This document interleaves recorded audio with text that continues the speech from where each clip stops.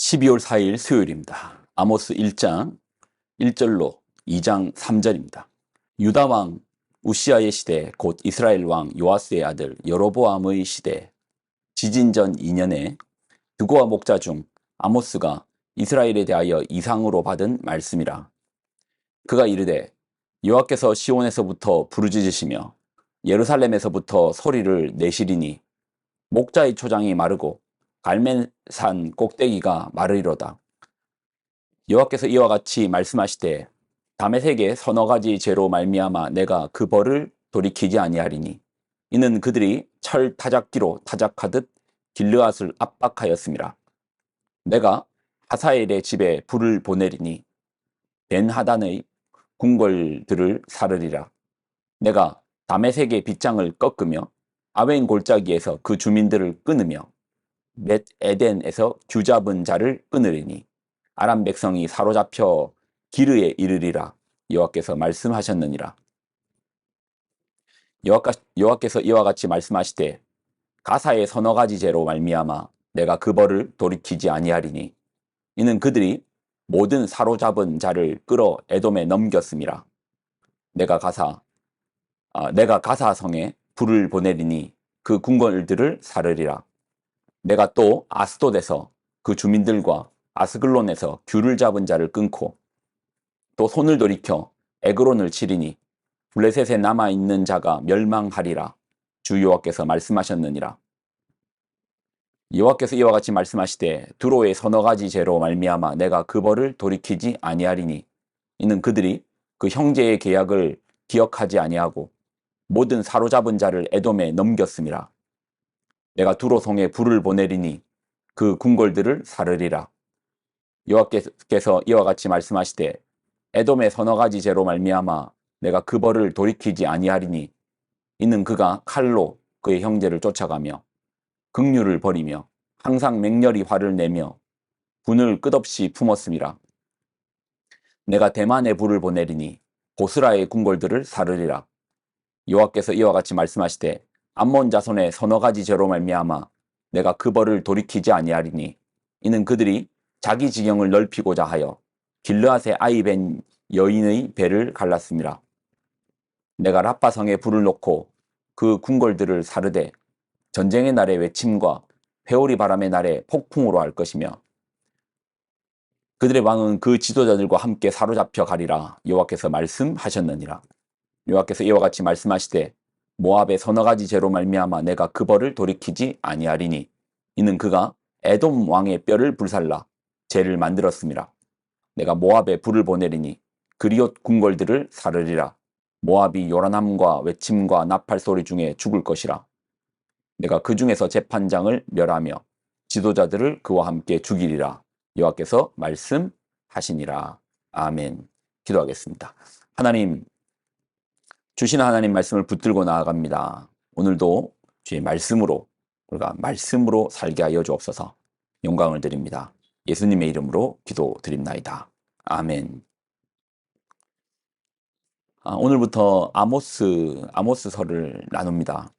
어제까지는 호세아를 나누었고요. 오늘부터 아모스인데 여러분 그거 아십니까? 호세아와 아모스는 같은 시대를 이야기합니다. 같은 시대, 그리고 같은 시대, 또 같은 나라를 심판의 메시지로 전합니다. 어떤 시대인가? 1절에 보면 아모스 1장 1절 유다 왕 우시아의 시대, 곧 이스라엘의 왕 요아스의 아들 여로보암의 시대. 누구의 시대라고요? 여로보암의 시대에 드고아의 목자 중에 아모스가 이스라엘에 대하여 이상으로 말씀을 받은 겁니다. 북왕국 이스라엘의 여로보암의 시대입니다. 여로보암의 시대하면 우리가 꼭 기억해야 되는 게 있죠. 그러니까 다윗 이후에 가장 넓은 땅덩어리를 확장했습니다. 이에 대해서는 여러 번 좀 설명을 했죠. 어떻게 그렇게 넓은 땅덩어리를 확장할 수 있었던가? 하나님께서 아수르를 사용해서 북왕국 이스라엘에게 가장 주적이었던 아람을 처단하는 거예요. 그러니까 빈집을 북왕국 이스라엘이 그냥 확장시킨 거예요. 하나님의 은혜로 큰 땅, 또 큰 땅을 소유하고 큰 물질을 소유하고 또 당시 이제 무역을 통해서 많은 돈들이 벌어들였던 시대입니다. 여러분 한번 생각해 보세요. 어떤 시대에 선지자가 나타났다. 어떠한 시대에 선지자가 하나님의 말씀을 전한다. 하나님께서 어떤 의미로 보통 선지자를 보내시죠? 죄를 책망하기 위해서, 죄를 지적하기 위해서, 그 사회가 영적으로 무너졌음에 대하여서 자각시키기 위해서 하나님의 말씀을 선지자를 통해서 말씀을 주시는 겁니다. 그러면 여로보암의 시대에 선지자가 나타났다라는 것은 그 시대가 어땠다는 겁니까? 영적으로 부패하였다라는 겁니다. 시대가 영적으로 암흑기라는 겁니다. 그래서 하나님께서 선지자를 보내시는 거예요. 근데 말씀드렸죠. 여로보암 2세, 여로보암 2세의 시대는 이스라엘에서 가장 부국 강병의 시기였다고. 물질적으로 풍요한 시기였다고. 근데 하나님은 선지자를 2사람이나, 호세아 같은 경우는 북왕국 이스라엘에서 나온 선지자고, 아모스 같은 경우에는 유다 땅에서 선지자를 파견한 거예요. 당신의 말씀을 전할 사람이 보이지 않으니 또 유다 땅에서 하나님 차출해가지고 지금 영적으로 너무나 어두운 길을 걷고 있는 이스라엘에게 죄를 묻는 것입니다. 그러니 여러분, 우리가 부자가 된다, 사실 좋죠. 다 모두가 꿈을 꾸죠. 돈 없이 살 수 없잖아요. 물질 없이 살 수 없습니다. 우리가 기도를 열심히 한다고 해서 물만 먹고 살 수는 없잖아요. 물질이 필요하죠. 필요한 정도가 아니고 갈망하죠. 이게 양면이 있다라는 겁니다. 세상적으로는 부유해졌다면 박수받고 칭찬받고 저 사람 좀 열심히 살았구나라고 환호받을 것인데, 영적인 면도 생각해야 된다라는 것입니다. 마음을 잘 지키지 못한 물질은 오히려 그 물질에 우리가 넘어지면 영적으로 타락의 길도 걸을 수 있다라는 것입니다.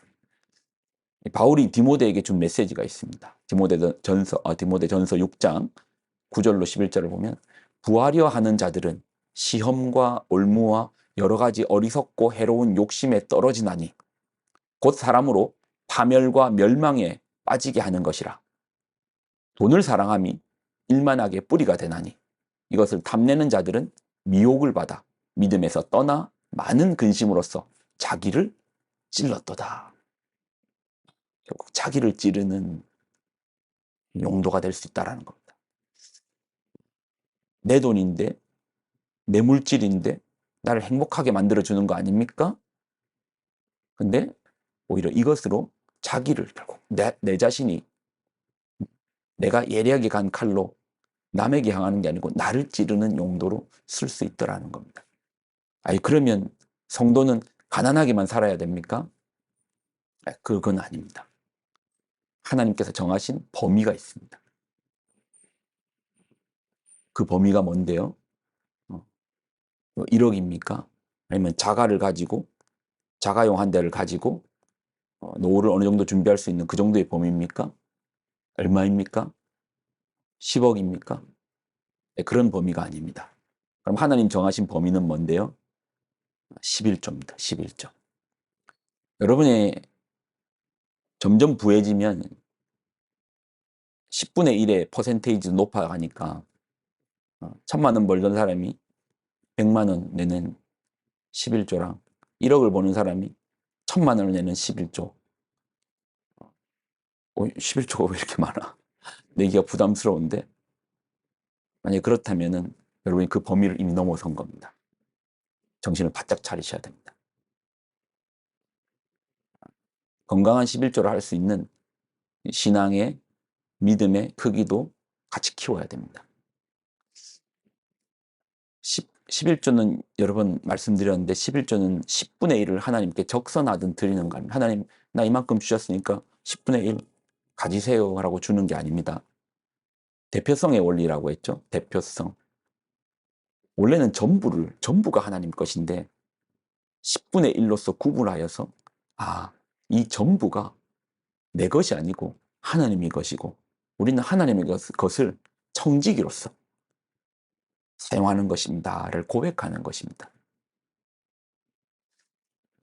또 11조에 관련된 또 하나의 더 이야기를 하면 가끔 저한테 이걸 묻더라고요. 목사님, 11조로 선한 일에 쓰면 안 됩니까? 목사님, 11조로 좋은 일에 쓰면 안 됩니까?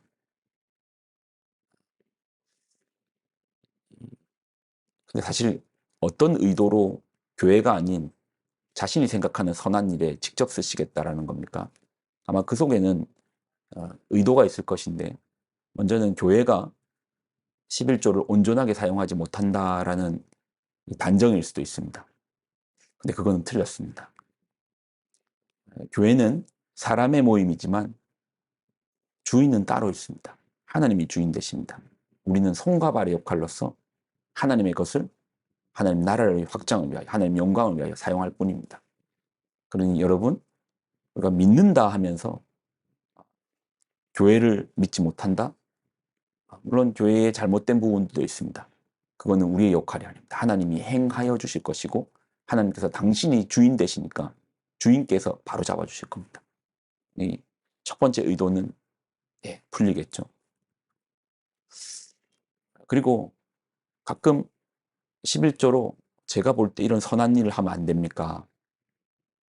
제가 직접 좋은 일 쓰면 안 됩니까? 근데 여러분, 11조로 자기가 드러난다면 그것은 11조의 순수한 의도에서 벗어난 겁니다. 아닙니까? 벌써 내 물질이 하나님의, 이게 모든 물질이 하나님의 것이라는 걸 인정한다는데 내가 선한 일에 쓰겠다라는 것으로 주어가 내가 되어 있지 않습니까? 그러니 11조의 순수한 의도에서는 벗어나게 될 것입니다. 그리고 저는 마닐라 새생명교회를 섬기고 있지만 정말 여러분이 섬기고 있는 이 교회는 바르게 또 귀한 일을 위하여 찾고 고민하고 사용하는 교회입니다. 그리고 혹 이런 곳에 정말 쓰였으면 좋겠다라는 것이 있으면 교회에다가 제안하시고 저한테도 제안을 주시면 이것들을 잘 의견을 수렴해서 좋은 쪽으로 잘 쓸 수 있도록 하나님 영광을 위해 쓸 수 있도록 노력하겠습니다. 여러분, 저는 여러분이 영적으로 건강하기를 소망합니다. 그래서 가끔 교회가 너무 물질 외치는 거 아니야? 근데 여러분, 지금 저는 다른 얘기를 한 게 아닙니다. 성경이 말하고 있는 11조를 이야기하고 있는 겁니다. 이거는 하나님의 거심을 인정하는 우리 신앙에 쉽지는 않을 겁니다. 그렇지만 저도 11조를 하고 당연히 살고 있겠죠. 근데 사실 당연히 하는 건 없습니다. 쉽지 않습니다. 제 지출 중에 가장 큰 부분입니다. 그러니까 단번에 드리는 지출 중에 가장 큰 부분이고 지금도 쉽지 않습니다. 그래서 이를 통해서 하나님의 것임에 대한 인정함들이 고백되어집니다. 여러분도 이런 고백이 있기를 소망합니다. 기도하겠습니다. 하나님, 주님 주신 말씀으로 나아가기를 소망합니다. 가장 부유했던 시대에 선지자를 보내심을 통해서 우리는 그 시대가 얼마나 암울했는가, 영적으로 어두웠는가를 보여줍니다. 물질이 결국 우리를 찌르는 용도가 될 수 있습니다. 하나님이 정해주신 범위 속에서 우리가 건강하게 신앙생활할 수 있도록 도와주옵소서. 영광을 드립니다. 예수님의 이름으로 기도드립나이다. 아멘.